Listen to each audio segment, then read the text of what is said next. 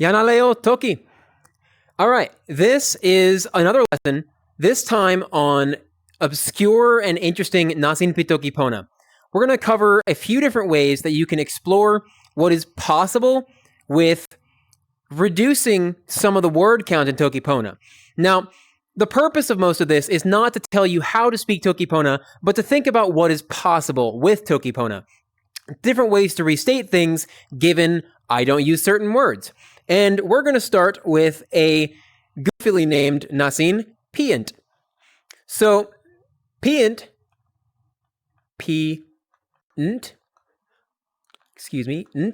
focuses simply on not ever using the word p. And that is the whole conceit of it. Now, for some purposes, this may sound confusing or even particularly difficult, but for the most part, it can be done simply by breaking it down into multiple sentences. So let's look at something simple. Mi yan pi pana sona. That'd be me. Mi yan pi pana sona. So the core idea here is that we've used P to latch together multiple adjectives. In this case, we know that P encompasses everything right here. All of panasona makes it a single adjective, and then that goes on to apply to the head noun. We can adjust this relatively simply by breaking this into two sentences. The information of being a person who panasonas, that's not critical, right? Or more exactly, it still describes me, right? I am that kind of person, and it also makes sense to describe me as panasona. So I can say just mi yan, and I can say mi pana sona. Here we go. And that is the core idea behind this particular nasin. Now, you can't say that in every single case this works without a doubt, but you can say pretty confidently that most of the time, if you have a P adjective group that modifies some head noun, all you have to do is break it up into another sentence, right? This is true a lot of the time. So let's try another example. Let's make something a little bit more complex. Milon tomo suli. Come back over here. Pi pali cielo. Milon tomo suli pi pali cielo. Now, the idea here is that we have still this head noun, this time with multiple adjectives. P can be taken out of it super easily by this time breaking up not the subject for me that P is modifying, because of course we're not modifying me with P anymore, or with everything in the P anymore. Now we're modifying the tomo in the sentence. So in this case, what we want to do is break up mi lon tomo, maybe mi lon tomo suli, and that can be all one sentence of its own. And then you can describe what you do in the tomo. And I can say in a separate sentence, tomo ni la ... because we're going to go on to describe, cut out this P, it's now an im, tomo ni la mi pali cielo. And you could say maybe we're going to the gym. It's a bodybuilding place, right? P, like removing it from Toki Pona, is surprisingly simple. Not to say, again, that you have to do so. Removing P from Toki Pona is one way to think about Toki Pona. It's one way to explore what is possible, what parts of your sentence connect to what, and what concepts you're trying to convey. And I would encourage you to try it for a little while. Look at maybe something you've written before, find spots where you used P, break it up into one or more sentences that no longer use P, right? And it's also worth mentioning that you don't necessarily have to break this up into multiple sentences. It's often possible to restate this with, say, the context block. Similarly to how we did here, where we referred back to the same tomo with the la clause, we could instead say, lon tomo la mi palicielo. And then separately, maybe say milon. Or maybe the first part could be a whole sentence where I could say, mi lon tomo la mi palicielo, right? It's always possible to remove P from the sentence. All right, so that was pretty quick. Let's go on to the next one, which will prove to be a good bit more interesting. The next one is the idea of removing preverbs. Now, again, this is another exploratory idea wherein we're trying to say what things are possible with this adjustment. So, in the simplest case, you could say something like yan, li, wile, moku. Somebody wants to eat.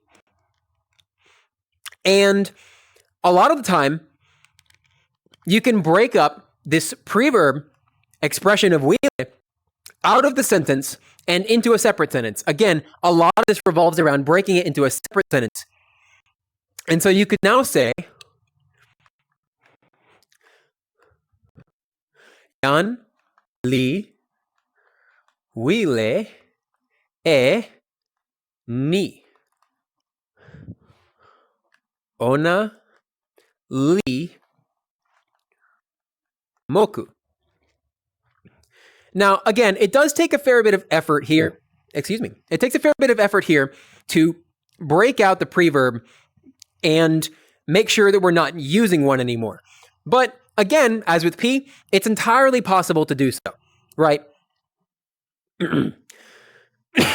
And this pattern where we take the preverb and say it is the thing that we're applying to some other idea, it's now a transitive, and then we express the idea, this pattern holds pretty consistently across the preverbs.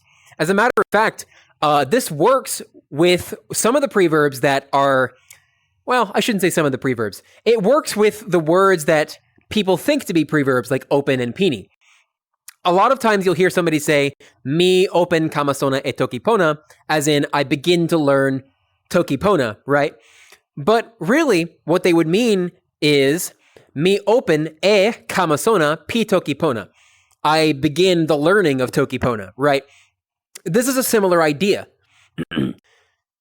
So let's try another example.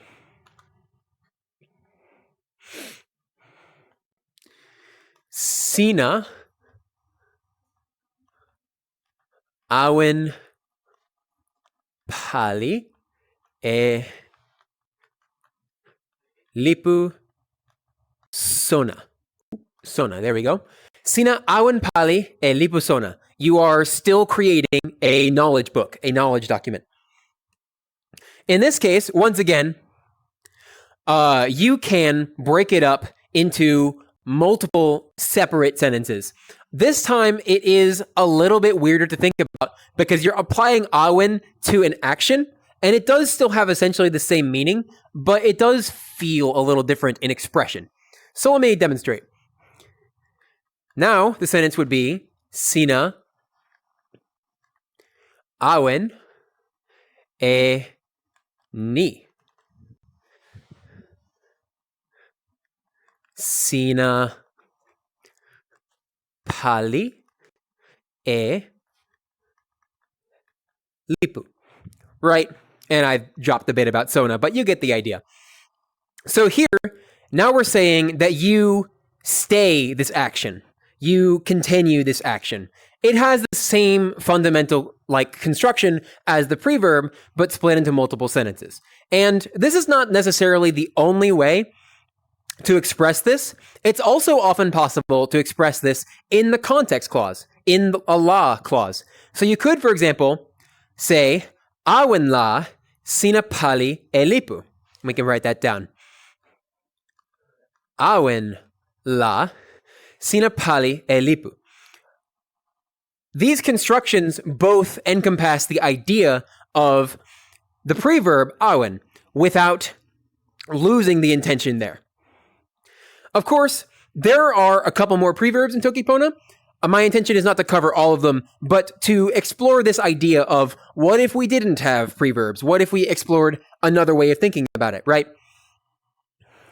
And so what I'd like to go on to next is something a bit weirder. And if you've been to my lessons in the art chat before, you've heard of this one. And maybe you've heard of it from some of the prominent speakers in Mapi Toki Pona as well. This is going to be transitive prepositional phrases. So let me write that down. I'm going to write it down shortly because all of these words are large. So transitive prepositional phrases. Broadly speaking, if you understand transitive verbs and you understand prepositional phrases, you have all the necessary information already to understand a transitive prepositional phrase. And of course, we know that there are only 5 prepositions in Toki Pona. Generally, there's some minor discussion out there about, oh, we could use this word as a preposition, and maybe we're going to be focusing on the main 5 defined by Poo right here. So we have Tawa, Lon, Sama, Tan, and Caprican. Now, so I'm going to talk about each of these briefly, just as far as their meaning, so we're all caught up.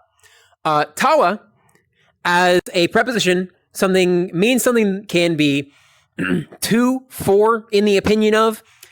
It can also be used for comparisons, still in the way of being to something, like Nili Suli Tawayan. This is large in comparison to people. This is large to people, right? But largely, Tawa is about various kinds of movement, and they can be both physical movement and interpersonal movement. Lon is about things that exist, things that are in a particular location, and usually provides temporal, physical, or like knowledge-wise context about something that is going on, right? And this can be any particular kind of context. It can be lon sona, for example. It doesn't have to be a physical object or something that exists in time. Sama is about the similarity of things, normally indicating that whatever sentence it modifies is occurring in a way similar to some other thing. Again, that thing can be anything in particular. Tan talks about causality, what things cause what other things to occur. So normally if something is tan, we're expressing the idea that there is a cause, there's some object being the cause of some action or something that occurred. And then there is Caprican, which is the act of using. Something is being beneficial, providing some utility to an action. So as transitive prepositional phrases, each one is very interesting. It tends to limit a little bit the scope of what they can talk about. But despite that, there's a lot of expression to be had in this kind of construct. Now, before I continue on to transitive prepositional phrases, once again, clarity that this is an exploratory type of idea, helping you reason about what is possible in Toki Pona, but again, not necessarily the way you have to speak. Just something that's fun. So let's clear the board, and we're going to start with Tawa. So let's say, mi tawa tomo e sina. Now, this is an example of a transprep that you can potentially understand without understanding it, without analyzing it as a transitive prepositional phrase. If you're saying, I house move you, just to Toki Ponglish it, it can very well mean, I am moving you to the home. It's certainly a weird way of saying it, but it's one of the possible interpretations. Now, that being said, we are exploring this as a transitive prepositional phrase, so Tawa now takes tomo. And it's saying, I move you in some way.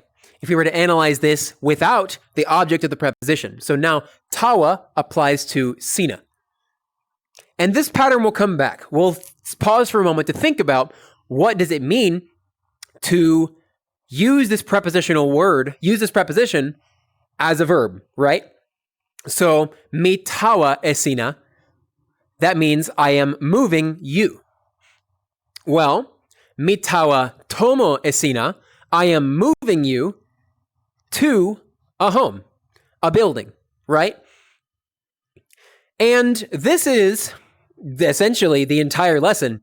I can continue with examples of other transitive prepositional phrases, but all of them do work like this. It's taking whatever the transitive prepositional phrase describes, or just the prepositional phrase describes, and applying it to some object in the sentence. Here, if I tawa tomo esina, I am moving you to a building. And we can look at other examples of this too. I could say, mi tawa lape e soweli.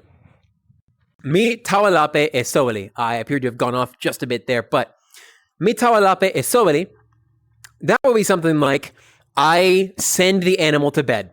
I make the animal go sleep, right? Essentially the same idea. We're taking whatever is here and applying it to the object. What if I wanted to restate this without a transitive prepositional phrase? Well, that will be something like, mi ni e soweli, or mi ni tawa soweli. Ona o lape, or ona li lape, right? You have to take a moment to express the fact that you were explicitly making them doing that, which is fine. But it does take a little bit more, I guess, massaging the grammar of adding another sentence to make it work properly and fully. So yeah, mi tawa lape e soweli, mi ni tawa soweli, ona o lape. Something like that.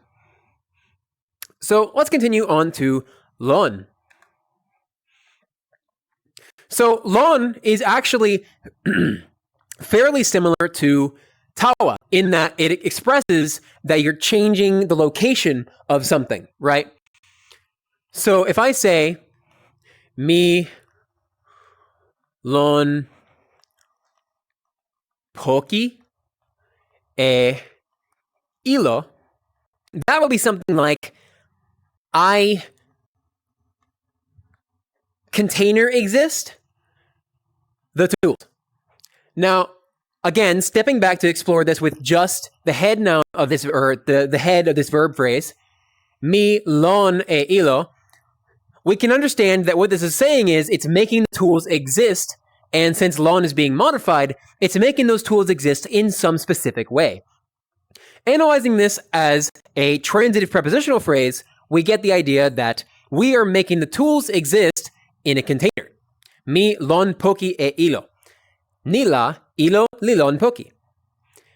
I place the tools in the container. I make them exist in the container. Therefore, they are in the container. Lon essentially keeps working like this. Now, we should contrast it with tawa for a moment, because of course, tawa expresses some act of moving them, whereas lon, it tends to express the thing is now there, right? But of course, it's not really possible, at least in the physical sense, to move something to a container without actually moving it. But there's still something to be said for the difference in connotation between mi tawa e ilo and mi lon e ilo, where they're both transitive prepositional phrases. Specifically, if I say mi tawa poki e ilo, this is a bit more broad because it could be meaning I just move the tools in the direction of the container, right? I maybe place the tools at the side of the container. Whereas mi lon poki e ilo is something more like I explicitly put the tools in the container. There's a fair distinction there. Now, at the same time, that's not to say that you couldn't express it both ways. I think both ways are capable of expressing that we put the tools in the container. But certainly lon is more about the things are now in the container in this context, and tawa is more we're moving in the direction of the container. Maybe we'll get there. Right? Now, a couple more. Excuse me. We then have sama. And sama is interesting because we're now applying some kind of sameness to an action or object, right? So I could say, mi sama, let's say, mi sama mama mi e pali mi, right? In this case, I should actually pause for a moment because I've made one little change here that's pretty critical. In the previous examples, all of my transpreps, they had only one word following the preposition, but here we now have two. So this is a case where analyzing it exactly as a verb and not, or excuse me, analyzing it as a transitive verb and not as a preposition now matters, because if you're analyzing this as a verb, this is a sama, which is related to mama and to me. But if it's a preposition, it's now some sama preposition, some similarity that is related to mama me, right? It changes whether me goes to mama or if me goes to sama and mama also goes to sama, right? So that's something critical to note here. These are not perfectly compatible with Poo's grammar. That being said, we'll continue here. If I say, mi sama mama mi e pali mi, that's something like, I make my work similar to my parents, right? In this case, this is pretty similar to ante, and we could restate this with ante. So let's try that. Mi ante e pali mi. Right, that's the first statement. And then we need to go further. And we could say this is Tawa ni, or reuse sama. So it could be sama ni. And then we can express what thing is changed about the pali. Pali li sama because we can say pali li sama mama mi. I have changed my work to be similar to my parents' work. Now, of course, you don't necessarily have to use this nasin, as I've expressed before, but it is interesting to think about how the exactness of the statement changes when you alter it into the nasin pu, right?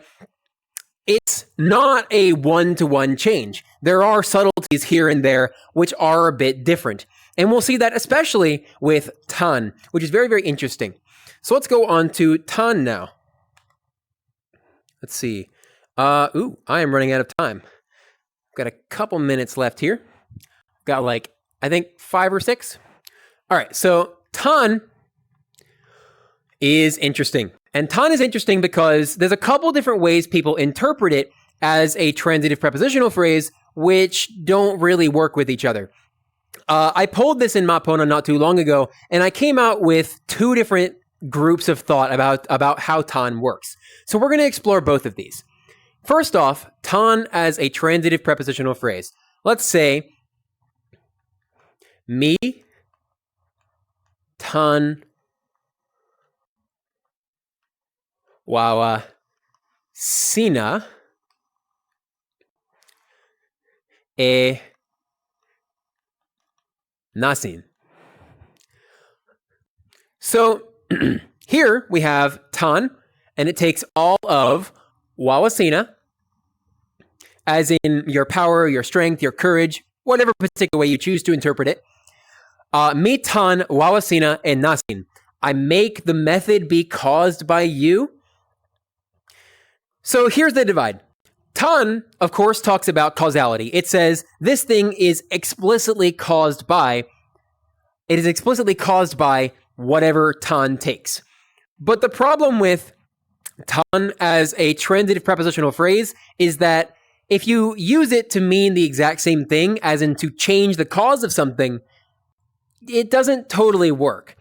Now, there are certainly contexts where you can talk about a future event and making you the cause of that future event. But if you're talking about something that's currently going on or something that happened in the past, all that your tan prepositional phrase can do is attribute, right?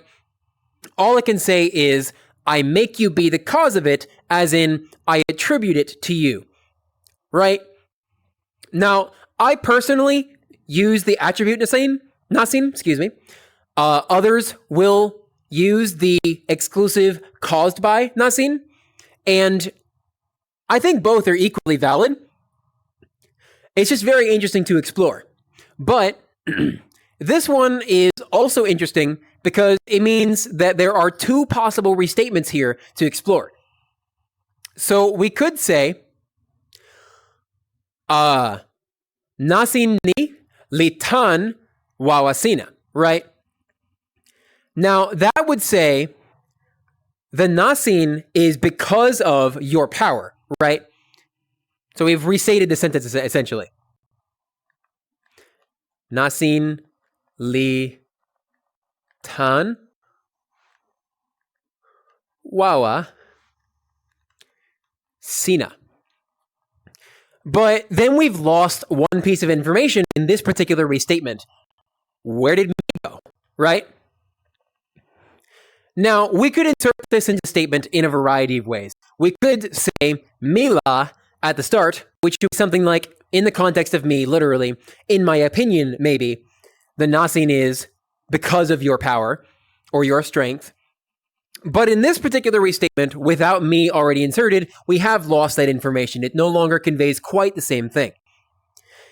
In a similar vein, we could maybe say, me, let's see, in the attribution case, mi toki ni sina tan. So there's the attribution case where I say, I said this, you are the cause, right? Now, this also loses some information, and not just because I've dropped the details for brevity. In that case, we are talking about the fact that we're losing some of the nuance that is possible with tan prep phrase, transitive prep phrase. In this case, we now have just the fact that it's an attribution, which is not necessarily a bad thing. Again, a lot of Toki Pona does make you make, I suppose I would call them compromises about what you're willing to express and about what things are going on. We're going to call it good on tan, and I'm going to continue to Caprican, and then that will be the end of this presentation. So,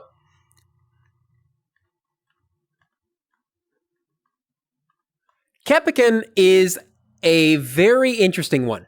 And Caprican is interesting because it doesn't really have at least a widely accepted definition as a transitive verb to begin with. Before Pu, Caprican was taught to mean using or to use as both a preposition and as a transitive verb at different times throughout Toki Pona's history. So if you see somebody say Caprican and they say mi Caprican ilo, that's fine. If you see somebody say mi Caprican e ilo, modern Toki Pona speakers would say, oh, that doesn't really make any sense. You mean mi Caprican ilo, right? And because of that divide, there's kind of a gap, I suppose, in Caprican's use, where it doesn't have a verb meaning. And that's perfectly okay, right? Not every word has to have a use in every single part of speech, and Toki Pona, I think, is better for having this bit of something to think about while you're a learner, right? Thinking about the grammar, thinking about the process of learning. What is relevant about Caprican here is that it is a preposition, and you're going to be using it in a one particular way. Learning that mistake is just as important as using Caprican correctly. Excuse me, learning from that mistake is just as important. But, of course, we're here to talk about transitive prepositional phrases, and yeah, Caprican does have a use in that case, but it's still a little obscure. So if I say, mi Caprican I've written this backwards. Ilo e yan. Mi Caprican ilo e yan. Well, first, if we look at Caprican on its own without the ilo there, and we say Caprican is a transitive verb applying to yan, and then analyze it that way, now we have this interesting conundrum. Because Caprican means using or to use. It talks about the usability of a thing, maybe. And so the best interpretation of this we could maybe derive from Tawa. If I say mi tawa e ilo, mi tawa e io, whatever particular thing, I move that thing. If I say mi Caprican e ilo, well, in the Tawa case, we applied Tawa to the thing. So are we applying Caprican to yan? Well, the answer is yes. That's the interpretation that makes the most sense. But it still doesn't make a lot of sense until we have transitive prepositional phrases. So here's the trick. If we are applying using to yan, and we have something to be applying that using about, then it actually does have a use. This is essentially saying, I make a person use tools. Mi Caprican ilo e yan. And this is pretty similar to a case we looked at before. So let's restate it. Mi ni tawa yan. Ona li, go back here, Caprican ilo. Mi ni tawa yan. Ona li Caprican ilo. And of course, there are many ways to restate this that could also work. This in particular, this restatement, I like because it is explicit about what is the cause, what is occurring, who is making this happen, and it is also explicit about what the effect is. Ona li Caprican ilo. Of course, you could get pretty close to the same idea with tan, and I wouldn't dismiss that because, yeah, you could say yan li Caprican ilo tan mi. This is pretty close. It does miss the bit of information that you were explicitly making them do it, because you certainly could be the cause without having made them do it, such as if you broke something and they had to pick up a tool to fix it. But it does work. It does get pretty close to the same idea. All right, that is all I have for now. If you enjoyed this lesson, like I said in the previous lesson, please come along to Toki Pona VR. I do lessons every Saturday. I really hope you'll come along, and I hope you learned something now. Thank you.